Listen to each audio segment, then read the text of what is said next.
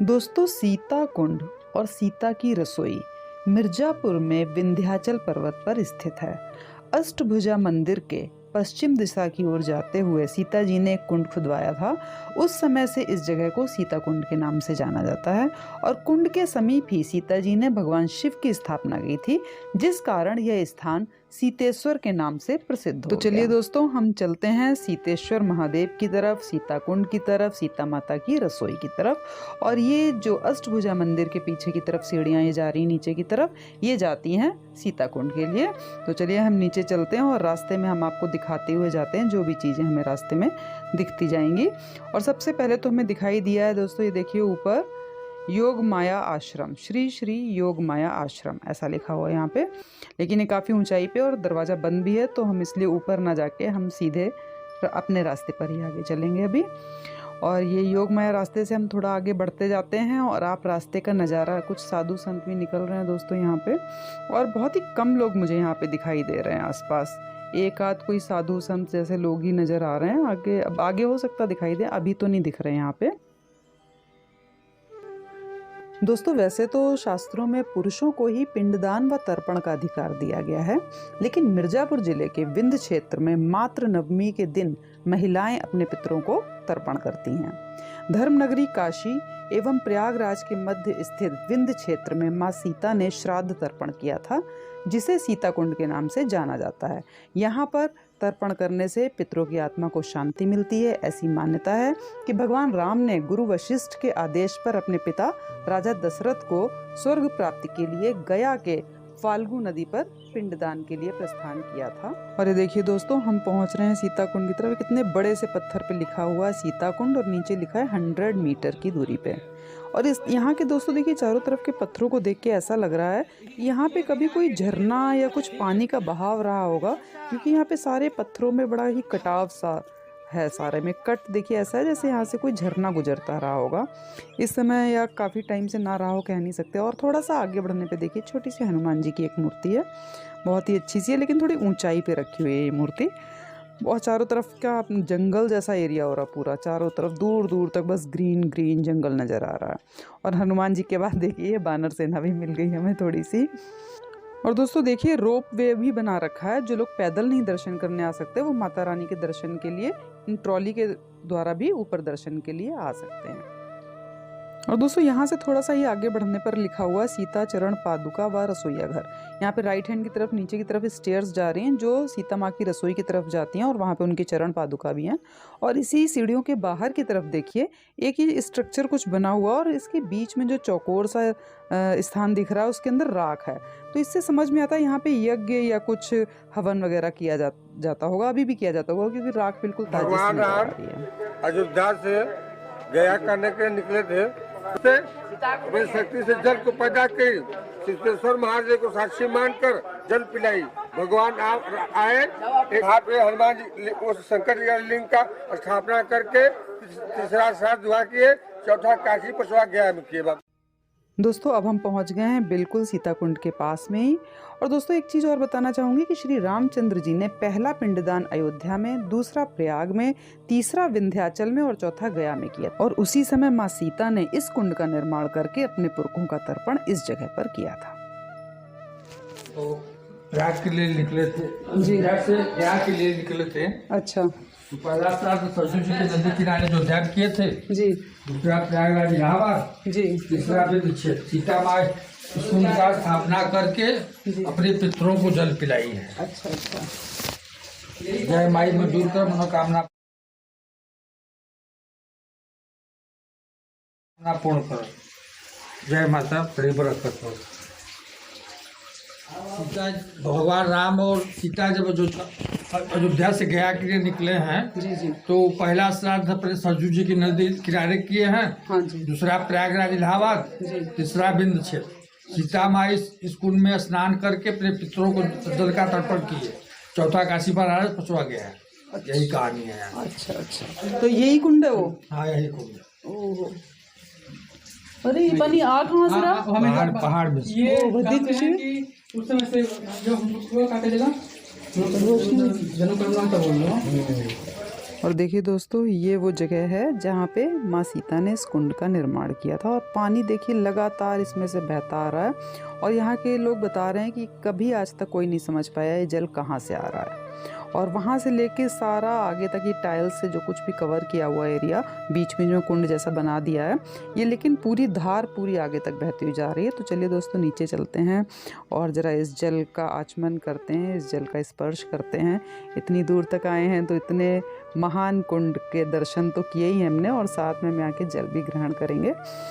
और देखिए दोस्तों, यहाँ पे दीवारों में भी लिखा है सीता कुंड और कुछ और भी चीज़ें लिखी हुई हैं। पहले पानी पीते हैं, जल पीते हैं, फिर हम आपको बताते हैं कि यहाँ पे क्या लिखा हुआ है।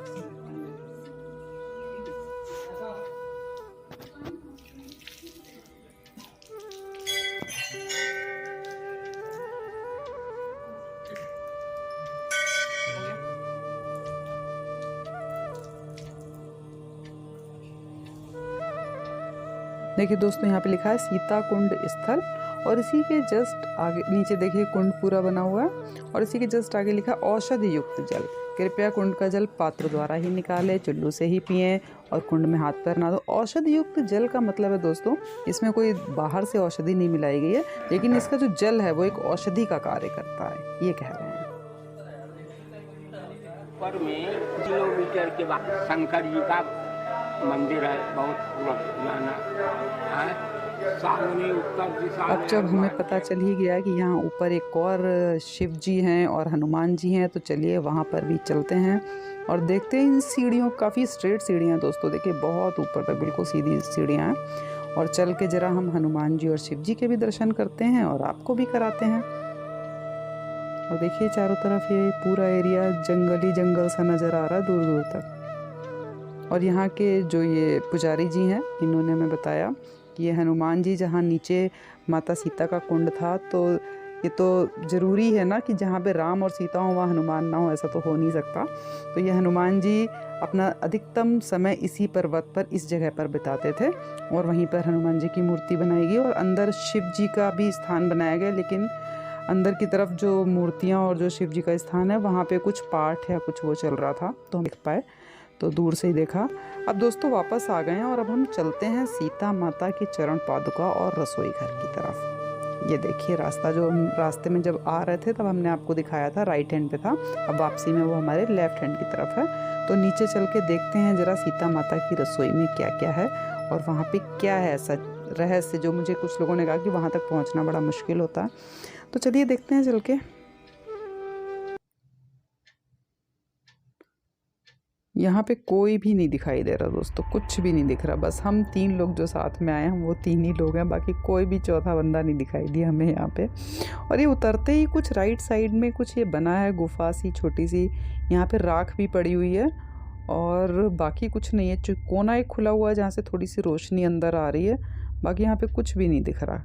ये किस पर्पज़ के लिए क्या है ये समझ में नहीं आया हमें, बाकी हम आगे चल के देखते हैं और यहाँ पे क्या क्या है, क्योंकि राख यहाँ पड़ी है तो कुछ ना कुछ तो यहाँ पे होता होगा जो भी है। आगे आके यहाँ पे लिखा रामालय और कुछ लिखा तुलसी पंछी के कुछ मिसप्रिंट्स है, थोड़ा सा तुलसी जी का दोहा लग रहा, तुलसीदास जी का, और ऊपर रामालय लिखा हुआ है। और अब हम इसके, ये पीछे का रास्ता है, शायद पीछे की मतलब दीवार है, और ये जो गेट है ये आगे की तरफ है। तो अब हम गेट की तरफ पहुंचते हैं। पहले आप देख लीजिए लेफ़्ट की तरफ पूरा कितना दूर दूर तक जंगल ही जंगल दिखाई दे रहा है, ये देखिए। और अब हम इस गेट के अंदर जाके देखते हैं कि इसके अंदर क्या है। सबसे सामने तो हमें हनुमान जी ही दिखाई दे रहे हैं दोस्तों, हनुमान जी तो रहेंगे, सीता माता हैं जब यहाँ पे तो। और लेफ़्ट में एक कमरा, इसमें ताला लगा हुआ है, मुझे लगता है जो भी यहाँ का सेवा करते होंगे पुजारी जी या जो भी होंगे वो यहाँ रहते होंगे, लेकिन अभी कोई भी नहीं दिख रहा हमें। और ये एक सामने बिल्कुल रास्ता है, पहले इसके अंदर चल के देखते हैं क्या है। बहुत ही कंजस्टेड है, इसमें आप बैठ भी नहीं सकते, आपको झुक के ही बैठना पड़ेगा। यहाँ पे सीता माता के चरण बने हुए हैं देखिए, और इस पे नीचे लिखा भी है कुछ, श्री सीता पदाम्बुज। सीता माता जी के चरण हैं। जय माँ सीते। और कुछ फूल वगैरह भी रखे हुए हैं यहाँ पे, दिए भी रखे हैं जले हुए, तो इसका मतलब है कि यहाँ पे पूजा वूजा होती है प्रॉपर। जो भी बाहर जो ताला बंद था कमरे में, वो यहाँ पे पूजा करते होंगे। तो चलिए दोस्तों, अभी एक और कमरा भी है इसके पास में, देखते हैं यहाँ पे क्या है। बहुत ही अंधेरा, कुछ भी नहीं दिख रहा। तो लेकिन पहले हम इस सीता माता के जो चरण हैं इनकी एक परिक्रमा लगा लेते हैं, उसके बाद हम इसके अंदर चल के देखते हैं क्या है। जाला सा नज़र आ रहा, कुछ भी नहीं समझ आ रहा इसके अंदर क्या है। बहुत अंधेरा है, बहुत ही ज़्यादा अंधेरा है। तो पहले एक परिक्रमा लगा लेते, फिर इस कमरे को अंदर चल के देखेंगे कि इसमें क्या है। जय माँ सीते, जय माँ सीते, जय माँ सीते।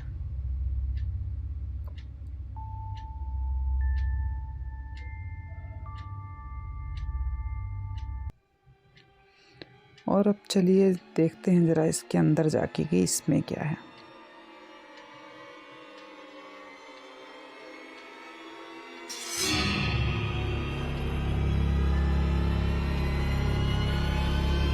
दोस्तों अंदर बहुत ही ज़्यादा अंधेरा, बहुत ही सन्नाटा था कि कान में जो साएं साएं की आवाज़ होती ना, वो बजने लग गई थी अंदर जाते ही। इतना सन्नाटा था यहाँ पे अंदर। और अब हम आगे बाहर आके मेन गेट के अंदर ही एक लेफ़्ट साइड में एक कमरा जैसा बना हुआ है, तो उसमें दरवाज़ा नहीं लगा है। और एक सामने ये आला सा बना था, दीवारें सी हैं, लेकिन यहाँ पे कुछ समझ नहीं आ रहा है कि यहाँ पे क्या है। और ये जो एक रास्ता है, ये इसके अंदर भी बहुत अंधेरा था। और गेट पे लिखा है जोगिया बक्सर। मुझे बिल्कुल समझ नहीं आया इस जोगिया बक्सर का क्या मतलब हो सकता है। और वहाँ पे कोई था भी नहीं जिससे मैं ये पूछती। अगर आपको कुछ इसके बारे में पता हो तो प्लीज़ कमेंट में ज़रूर लिखिएगा, क्योंकि मैं इसको बिल्कुल नहीं समझ पाई हूँ। और दोस्तों अब हम आ रहे हैं बाहर की तरफ, माता जी की रसोई के दर्शन करके अब हम निकले हैं बाहर। और ये देखिए बाहर से कितना सुंदर सा हमारा ये हनुमान जी को एक बार फिर प्रणाम करते हैं। जय हनुमान जी। फिर बुलाइएगा, बार बार बुलाइएगा। और आप भी दोस्तों इतने पवित्र जगह के दर्शन करिए, प्रणाम करिए। और माँ सीते आप पे कृपा करें, आपको आशीर्वाद दें। श्री राम आप पे कृपा करें, हम सब पे कृपा करें। और दोस्तों हम चल रहे हैं वापस। अब हम आपको लेके चलेंगे उन्हीं सीढ़ियों से ऊपर जहाँ हम हनुमान जी और शिव जी तक गए थे। उसके ऊपर एक बंगाली माता जी का आश्रम है, बहुत ही प्रसिद्ध है, उसके बारे में बात करेंगे। तब तक बने रहिए मेरे साथ ड्रॉप आउट ब्रह्मांड में, और अपना प्यार यूँ ही देते रहिए। वीडियो अच्छा लगा हो तो प्लीज़ लाइक कीजिए, सब्सक्राइब कीजिए। जय माँ अम्बे, जय माँ सीते, जय श्री राम।